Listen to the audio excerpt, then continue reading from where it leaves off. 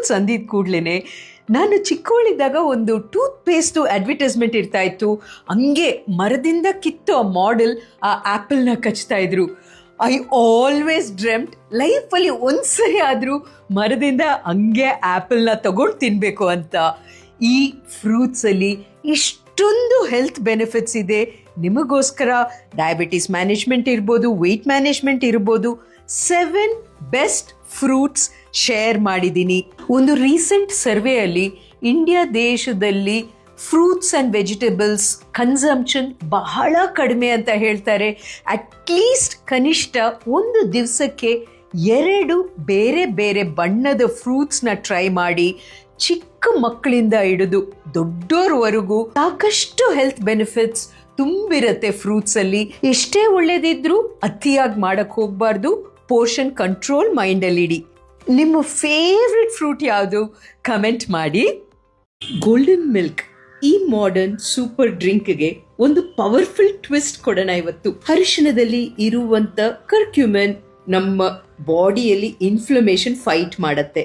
ಅದಕ್ಕೆ ಸಪೋರ್ಟಿಂಗ್ ಆಗಿ ನಾವು ಒಂದಷ್ಟು ಪೆಪ್ಪರ್ ಮೆಣಸಿನ ಪೌಡರ್ ಹಾಕಿದ್ರೆ ಟರ್ಮರಿಕ್ ಅಬ್ಸಾರ್ಪ್ಷನ್ 20 ಟೈಮ್ಸ್ ಬೆಟರ್ ಇರುತ್ತೆ.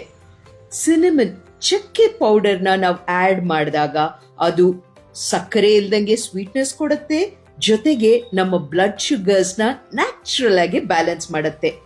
ನೈಟ್ ಟೈಮಲ್ಲಿ ಒಂದು ವಾರ್ಮ್ ಕಪ್ ಮಿಲ್ಕ್ ನಾವು ತಗೊಂಡಾಗ ನಮ್ಮ ಡೈಜೆಷನ್ ಕಾಮ್ ಡೌನ್ ಆಗುತ್ತೆ, ಒಳ್ಳೆ ಮಗುವಿನ ತರ ಸೂಪರ್ ಸ್ಲೀಪ್ ಕೊಡುತ್ತೆ.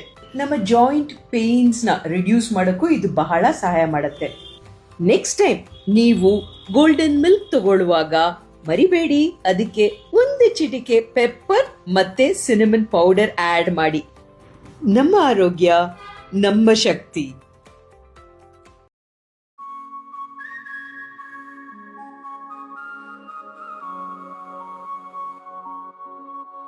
ರೇನ್ಬೋ, ಮಳೆಬಿಲ್ಲು ನೋಡಕ್ಕೆ ಎಷ್ಟು ಚಂದ ಅಲ್ವಾ? ನಮಗೆ ಅದರ ಕೊನೆಯಲ್ಲಿ ನಿಧಿ ಸಿಗತ್ತೆ ಅಂತ ಸಣ್ಣವರಿದ್ದಾಗ ಹೇಳ್ತಾ ಇದ್ರು.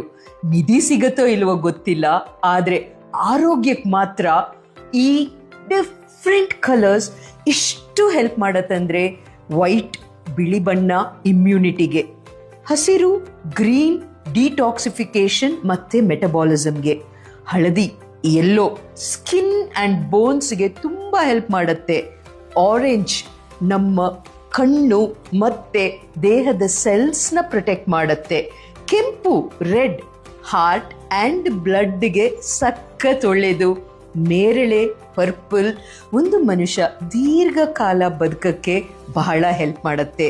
ಒಂದು ರೈನ್ಬೋ ಅಡಿ ಇರೋ ಟ್ರೆಷರ್ ಕತೆ ಬಹುಶಃ ನಮಗೆ ನಮ್ಮ ಕಲ್ಪನೆ ಮತ್ತು ಭರವಸೆಯನ್ನು ಬೆನ್ನಟ್ಟುವ ನಿಟ್ಟಿನಲ್ಲಿ ನೈತಿಕ ಕತೆ ಇದ್ದಿರ್ಬೋದಲ್ವಾ?